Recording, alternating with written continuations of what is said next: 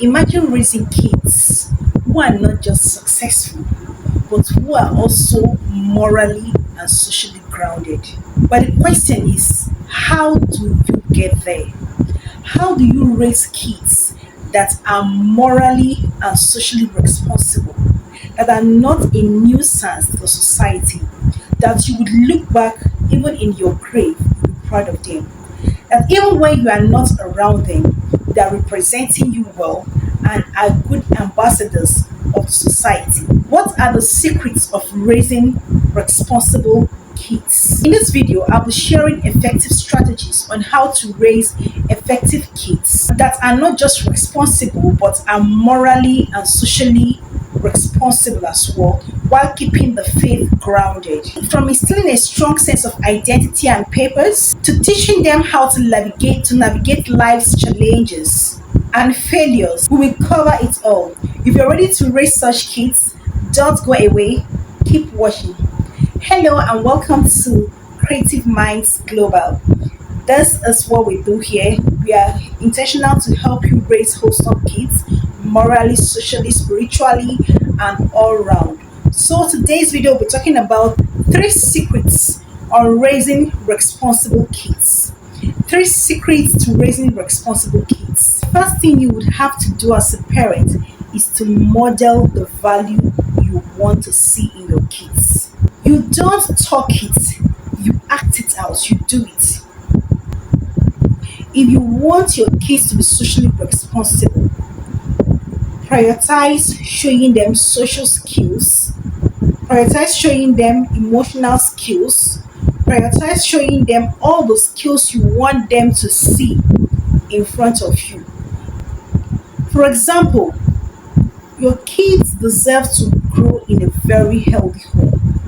They deserve to be in a home that is devoid of abuse, where both parents exchange words, talk to themselves, talk down on themselves, where both parents don't have regard for themselves, let alone for the kids, where you talk down on people around you and they watch you do the things, where emotionally there is no empathy towards you. The best gift you can give children is to love their mother and show it around the children.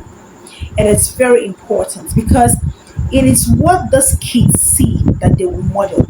So you've got to model godly social behaviors. You've got to model godly moral behaviors. You can't be shouting on your wife and expect those kids to grow not to shout on a woman. You can't be beating their mother and expect them not to repeat that when they grow up. You can't be lying in front of them. They literally know that you are lying. They will just pick it up. Let's model the value we want to see in this children. That is just what I'm saying in this first step. The first secret is for you to model it. Leave it out. Be the change you want to see.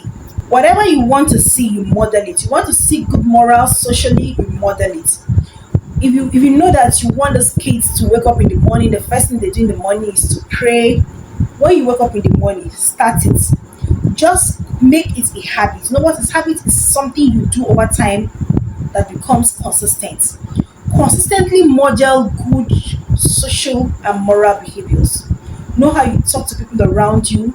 Know how you use words. Be intentional with it using magical words like sorry, please, thank you, I'm grateful, all those words. You will see practically that they will just model after you. So that's the first thing you need to do. Model godly behavior, model godly social, emotional, physical behaviors. Be that value, be that change, and they will just copy you verbatim. Can you also drop for me in the comment section, please, what other secrets you know that can be of value to those children? What other secrets you know can help to raise a responsible child? The second secret to raising responsible kids is teach biblical values. As a child growing up, one of the values my mom taught us is for us to know that prayer is a priority, that there's somebody up there that is supreme, and that we need to talk to this person every other day. I mean, every day. So, what do we do? It's a culture, it's a habit, it's a tradition. I would like call it ritual now. That once we wake up in the morning, before we do anything, we've got to pray. So, and then anywhere I am, I know that that is the first thing I need to do. I need to talk to the one that's a priority before any other thing. And then she was also very intentional to always take us to church and other programs. And then she gave us some Bible verses for us to recite. For example, Psalm 91, Psalm 23, Psalm 121, Psalm 1 to 7.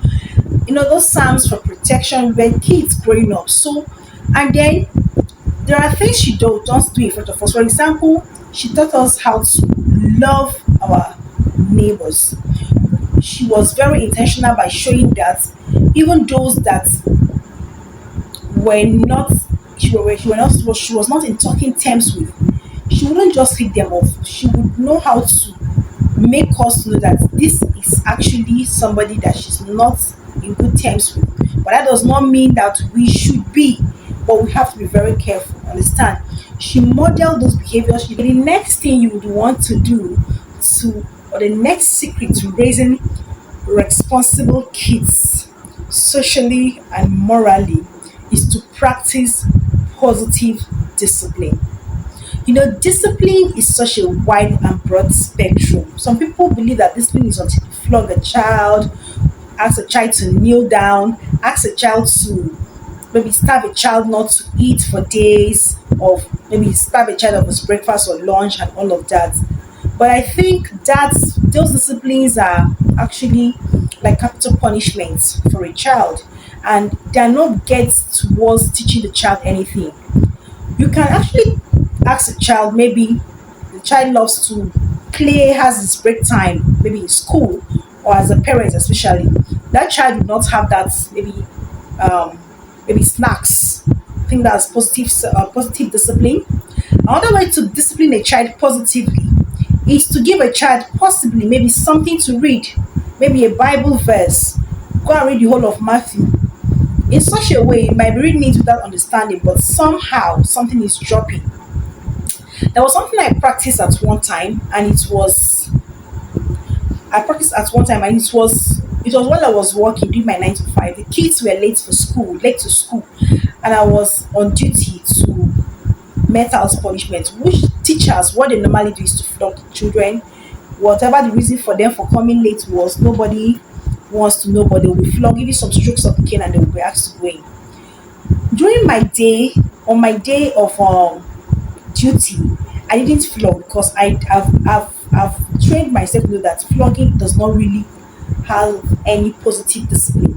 So the school has flowers, and we have cleaners that water the flowers, and I just give them buckets with the collision and guidance of the cleaners. They carry those buckets, fill it with water, and water the flowers. As they water the flower, they go back to their classroom. At least that is something, they've done some work, right? You can deny them of their maybe a particular snack, something they like, but flogging a child all the time, there are times you need to spank a child. Basically, rod of correction is not until you flog a child. You can correct the child by telling the child not to do this, or there's something this child likes to do. Maybe he likes to watch a particular cartoon. The punishment can be, see this cartoon, you won't watch it, right? For 1 week. That is the punishment. So it will sink in on the child. But flogging is what we have been used to. So when you flog a child, you feel you discipline the child. Most times the child develop a kind of immunity towards that and shock absorber. But no matter how much you flog the child, he's so used to it. So we have a lot of things to tell you about how, or secrets on how you can build a responsible kid. But these three things I've mentioned, positive discipline, godly morals, and teaching them biblical values are top notch. It's going to help you as a parent. You model what you want them to be. You are intentional with their Bible activities and church activities at that age while they are growing up. And the discipline you give them ensure that they are positive, they have something to learn from it. It's not just, and most times you can actually tell them why you're punishing them, not just flogging them indiscriminately. Because sometimes parents can transfer aggression. Thanks for staying to the end of this video. I trust you've learned something as a parent.